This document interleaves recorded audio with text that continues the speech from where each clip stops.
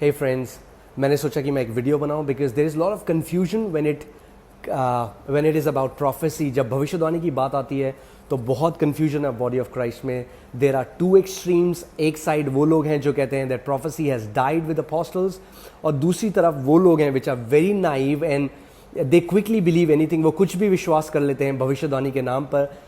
मगर सही तरीका क्या है पर्सनल प्रोफेसी को रिसीव करने का?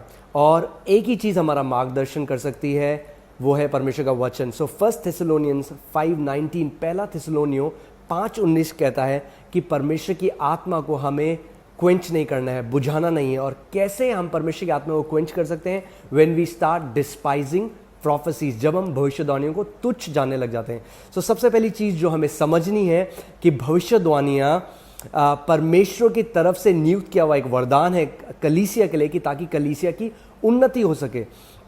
इसीलिए जो भी भविष्यवक्ता हैं, जब आपके लिए कोई भविष्यवाणी की जाती है, सो डोंट डिस्पाइज देम, उनको तुच्छ मत जानिए। मगर परमेश्वर का वचन ये भी कहता है कि हमें उन भविष्यवाणियों को परखने की जरूरत है। You have to test those prophecies. केवल क्योंकि किसी भविष्यवक्ता ने कहा कि वो भविष्यवक्ता है और उन्होंने आपको कोई वचन दिया, जरूरी नहीं है कि उस वचन को आप मान लें और जो वो आपको कहते हैं आप वो करें। जैसा कि कई लोगों ने क्या किया, कोई भविष्यवक्ता आया और उन्होंने कहा कि परमेश्वर मुझे कह रहा है आप अपनी नौकरी छोड़िए और ये शहर छोड़ के दूसरी जगह चले जाइए और आप मिनिस्ट्री करिए, और उस परिवार ने एकदम से वो मान लिया।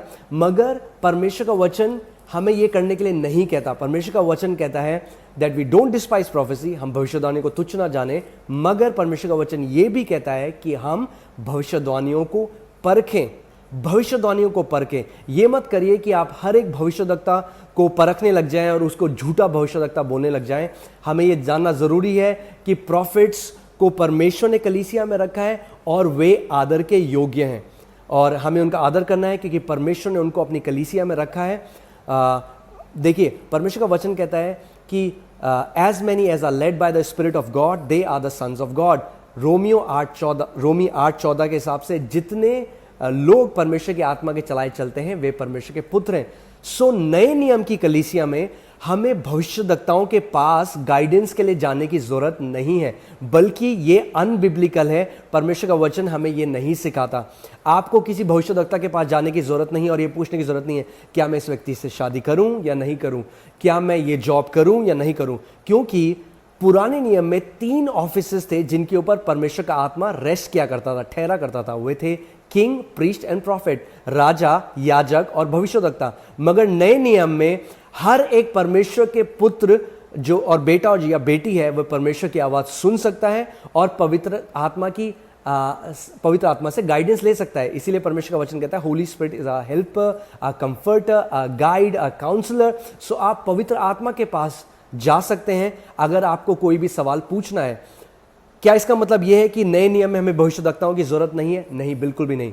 परमेश्वर ने नए नियम में भविष्यवक्ताओं को इसलिए रखा है कि वो हमें कॉन्फर्मेशन दे सकें उस चीज के लिए जो परमेश्वर पहले से हमें कह रहा है। परमेश्वर का वचन कहता है रोमियो 8:16 में that the spirit of God bears witness with our spirit. So जब कोई भविष्यवाणी आपके लिए दी जाएगी, परमेश्वर का आत्मा आपकी आत्मा में यह गवाही देगा कि हाँ, ये मैं हूं जो तुझसे बात कर रहा है। अगर कोई भी व्यक्ति आपको कुछ भविष्यवाणी के नाम पे कहे और आपकी आत्मा आपको गवाही ना दे, सो बिल्कुल भी उस चीज को ना माने।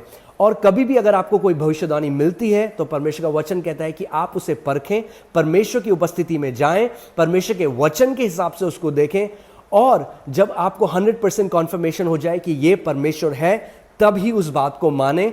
और ये एक ऐसा तरीका है जिसके द्वारा हम एक हेल्दी कल्चर चर्च में रख सकते हैं, जिसमें आप भविष्यवाणी को तुच्छ नहीं जानेंगे, मगर साथ में आप हर एक चीज ग्रहण नहीं करेंगे जो भविष्यवाणी के नाम पे आपको बताई जाती है। लेट्स ऑनर द प्रॉफिट्स, हम भविष्यवक्ताओं का आदर करें, मगर वहीं पे हम हर एक भविष्यवाणी को परखें। God bless you church.